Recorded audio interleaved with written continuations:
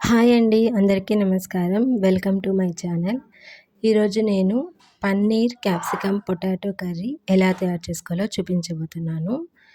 ఇది చాలా టేస్టీ మరియు హెల్తీ కూడా ఈ రెసిపీ. సో, డెఫినెట్‌గా ట్రై చేయండి.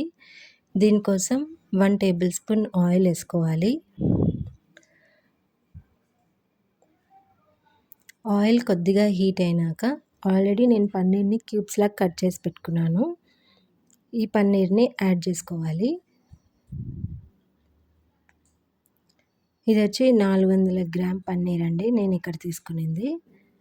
సో, దానికి తగ్గట్టు నేను ఇక్కడ చెప్తున్నాను. సో, పన్నీర్ క్యూబ్స్‌లాగా కట్ చేసుకొని మనం ఘీలో బాగా రోస్ట్ చేసుకోవాలి. కొద్దిగా లైట్‌గా రోస్ట్ అయితే సరిపోతుందండి. కాకపోతే రోస్ట్ చేసుకునేటప్పుడు మనం చాలా మెల్లగా రోస్ట్ చేసుకోవాలి. ఎందుకంటే పన్నీర్ వచ్చేసి విరిగిపోతుంది. సో, వన్స్ కొద్దిగా రోస్ట్ అయినాక దాన్ని ప్లేట్‌లో తీసుకొని పక్కన పెట్టుకోవాలి. జస్ట్ కొద్దిగా లైట్‌గా రోస్ట్ చేస్తే సరిపోతుందండి. ఒక 5 మినిట్స్ లో ఫ్లేమ్‌లో రోస్ట్ చేసుకోవాలి. పన్నీర్ అన్నీ తీసి పక్కన పెట్టుకున్నాక ఇప్పుడు దాంట్లోనే మనం ఒక ఆనియన్ ఏసుకోవాలి.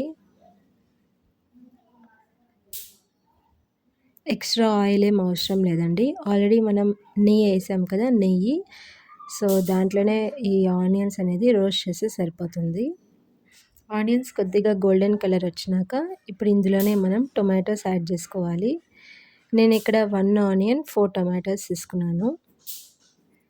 సో, మీరు చేసే క్వాంటిటీ తగ్గట్టు మీరు తీసుకోండి.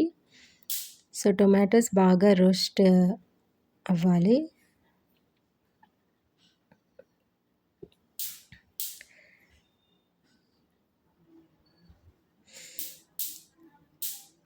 టొమాటోస్ బాగా రోస్ట్ అయిపోయినాయి కదండీ! ఇప్పుడు ఇవి చల్లారినాక మనం మిక్సీ జార్ ఏసుకోవాలి. సో, వీటిని కూడా ప్లేట్‌లో తీసుకొని పక్కన పెట్టుకుందాం. ఇప్పుడు మసాలా పౌడర్‌కి మనకు కావాల్సిన పదార్థాలు ఏమంటే దాల్చిన చెక్క, లవంగం, ధనియాలు, శనక్కాయ పప్పు, క్యాష్యూ, మెంతులు, ఉద్దిపప్పు, ఎండుమిర్చి. ముందుగా మనం క్యాష్యూ, ముంతమరిపప్పు, ధనియాలు, జీలకర్ర, మెంతులు ఎక్సెప్ట్ ఉద్దిపప్పు, నువ్వులు, ధనియాలు తప్ప మిగతా అన్నీ మనం కొద్దిసేపు ఫ్రై చేసుకోవాలి. ఆ శనక్కాయలు, ముంతమరిపప్పు రోస్ట్ అయ్యే వరకు ఫ్రై చేసుకోవాలి. దీన్ని మనం ఆయిల్‌లో అన్నా రోస్ట్ చేసుకోవచ్చు లేదా నార్మల్ డ్రై రోస్ట్ అన్నా చేసుకోవచ్చండి. నేనైతే ఇక్కడ డ్రై రోస్ట్ చేసుకుంటున్నాను. సో, ఇక్కడ వేరుశెనగలు కొద్దిగా రోస్ట్ అవ్వాలి. వేరుశెనగలు అండ్ ముంతమరిపప్పు మిగతావన్నీ ఆటోమేటిక్‌గా రోస్ట్ అయిపోతాయి. సో, లో ఫ్లేమ్‌లో పెట్టుకొని మనం రోస్ట్ చేయనియాలి.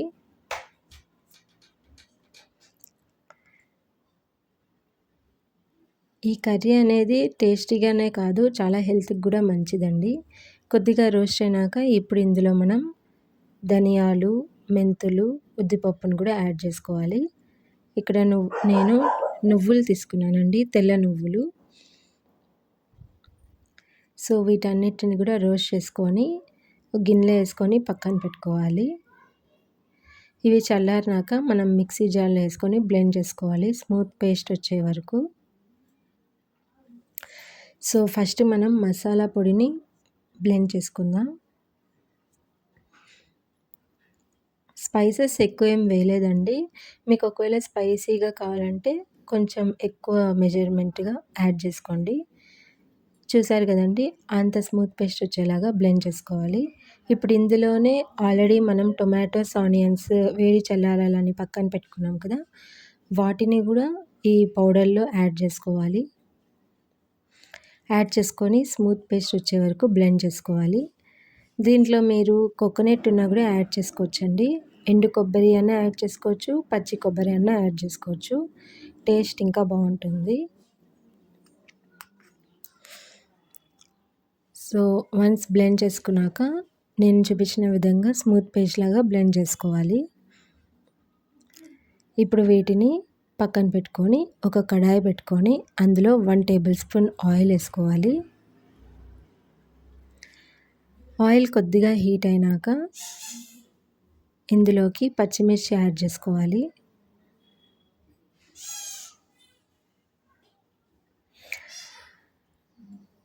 సో నేను ఎప్పుడు చెప్పేదే పచ్చిమిర్చి బాగా రోస్ట్ అవ్వాలి. రోస్ట్ అయితే ఎవరికైనా సెట్ కాని వాళ్ళకి స్టమక్ పెయిన్ అనేది రాదు. అందుకే నేను ఎప్పుడు ఫస్ట్ పచ్చిమిర్చినే వేస్తాను. పోపు కంటే ముందు ఫస్ట్ గ్రీన్ చిల్లీస్ వేసి అవి కొంచెం రోస్ట్ అయినాక, అంటే ఇక్కడ చూపిస్తున్నాను కదా అలా వైట్గా వచ్చినాక మిగతావి మనం నెక్స్ట్ వేసుకోవాలి. ఇక్కడ మనం పొటాటో యాడ్ చేసుకోవాలండి. పొటాటోస్ చాలా ఫైబర్ ఉంటుంది అండ్ ఇన్స్టెంట్ ఎనర్జీ కూడా. సో పిల్లలకి పెద్దలందరూ పొటాటోస్ చాలా ఇష్టపడతారు. సో అలాంటప్పుడు daily potato curry, potato rice కాకుండా ఇలా వెరైటీగా ఇలాంటి కర్రీ కూడా చేసి పెట్టండి. ఎందుకంటే మనకి క్యాప్సికంలో యాంటీ ఆక్సిడెంట్స్ విటమిన్ సి ఉంటుంది కనుక అది కూడా హెల్త్కి మంచిది. అండ్ పన్నీర్లో మంచి ప్రోటీన్ ఉంటుంది.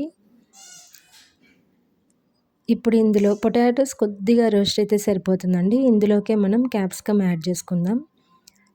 సో ఇవి రెండింటిని బాగా మిక్స్ చేసుకోవాలి. చాలా కలర్ఫుల్గా ఉంది కదండి. ఇవి చాలా హెల్త్కి కూడా మంచిది. డెఫినెట్గా ఈ కర్రీని మీరు ట్రై చేసి మీకు ఎలా వచ్చిందో నా కమెంట్ సెక్షన్లో షేర్ చేయండి.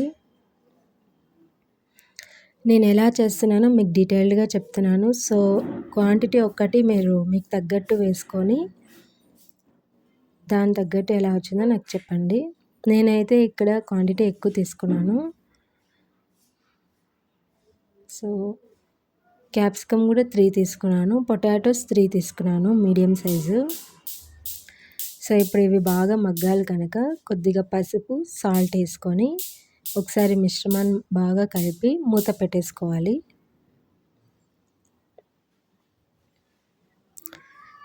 సో ఈ కర్రీ మనకి జీరా రైస్కి, బగారా రైస్కి, ఇలాంటి రైసెస్కి అయితే సూపర్ కాంబినేషన్ అండి. చాలా బాగుంటుంది టేస్టీగా. అండ్ చపాతీస్కి కూడా బాగుంటుంది, రైస్కి కూడా బాగుంటుంది. ఇది చూసారు కదండి. మూత పెట్టేసుకున్నాక ఈ క్యాప్సికమ్ మరియు పొటాటో అనేది చాలా మగ్గిపోయింది. సో ఇప్పుడు ఇందులోకి మనం పేస్ట్ చేసుకున్నాం కదా మిక్సీ జార్లో, ఆ పేస్ట్ని ఇందులో యాడ్ చేసుకోవాలి.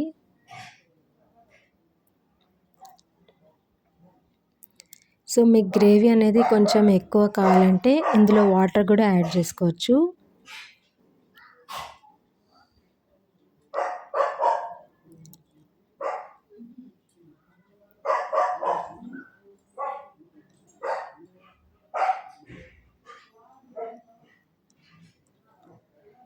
సో మనకు కావాల్సిన గ్రేవీకి తగ్గట్టు వాటర్ యాడ్ చేసుకొని ఒకసారి మొత్తం మిశ్రమాన్ని బాగా మిక్స్ చేసుకోవాలి. ఎందుకంటే ఆ పొటాటో క్యాప్సికంలోకి గ్రేవీ అంటాలి కనుక బాగా మిక్స్ చేసుకోవాలి.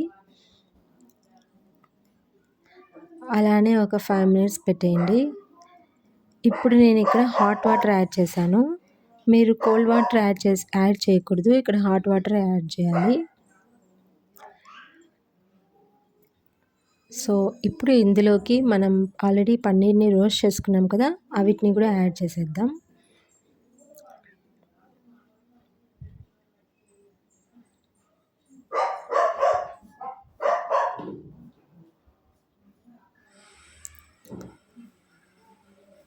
సో పన్నీర్ యాడ్ చేసుకున్నాక ఇప్పుడు మొత్తం మిశ్రమాన్ని ఒకసారి బాగా మిక్స్ చేసుకుందాం. ఇప్పుడు మీకు టేస్ట్కి తగ్గట్టు సాల్ట్ ఉందా లేదా అని ఇప్పుడే చెక్ చేసుకోండి. సాల్ట్ ఒకవేళ సరిపోలేదంటే సాల్ట్ ఇక్కడ యాడ్ చేసుకొని ఒకసారి మొత్తం మిశ్రమాన్ని కలిపి మూత పెట్టేసుకోండి.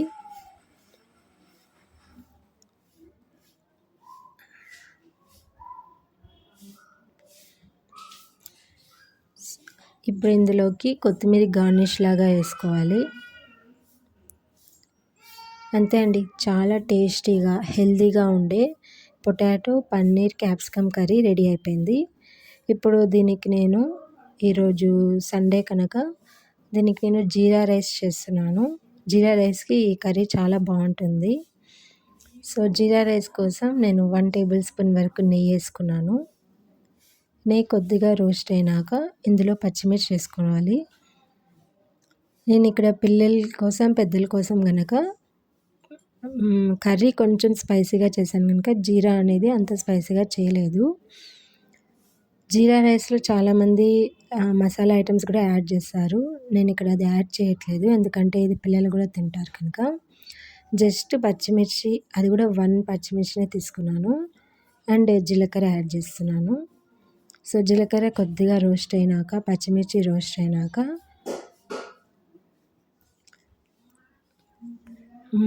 దీంట్లోకి రైస్ యాడ్ చేసుకోవాలి. జీరా రైస్లో మసాలా ఐటమ్స్, ఆనియన్స్ వేసినా కూడా చాలా బాగుంటుందండి. లేదు సింపుల్గా చేసుకోవాలి అనుకుంటే ఇట్లా ట్రై చేయండి.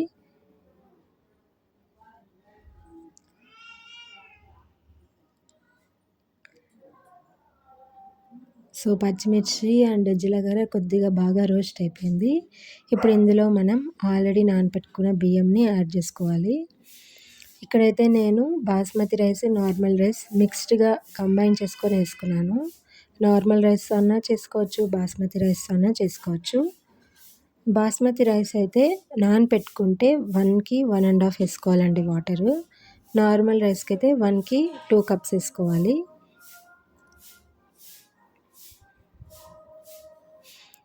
సో జీరా రైస్ కూడా మనకి డైజెషన్కి చాలా మంచి ఫుడ్. వీక్లీ వన్స్ ఇలా జీరా రైస్ లేదా బగారా రైస్ అలా చేసి పెడుతుంటే పిల్లలు కూడా ఇష్టంగా తింటారు, వెరైటీ రైస్ కనుక. పిల్లలు నార్మల్ రైస్ కంటే ఇలాంటి రైస్కి చాలా ప్రిఫరెన్స్ ఇస్తారు. సో అలాంటప్పుడు ఇలా మనం వెరైటీ రైస్ చేసి పెడుతూ దానికి కాంబినేషన్గా హెల్తీగా ఏమైనా చేయొచ్చు. సో హెల్తీగా మనం పన్నీర్ ప్రోటీన్ ఉంటుంది, క్యాప్సికమ్ విటమిన్ సి, పొటాటోలో ఫైబర్. సో ఇలాంటివి చేసి పెడితే బ్యాలెన్స్డ్గా ఉంటుంది మనం వాళ్ళకి ఇచ్చే ఫుడ్లో. నా రెసిపీస్ మీకు నచ్చితే నా ఛానల్ని లైక్, షేర్, సబ్స్క్రైబ్ మరియు కమెంట్ కూడా చేయండి.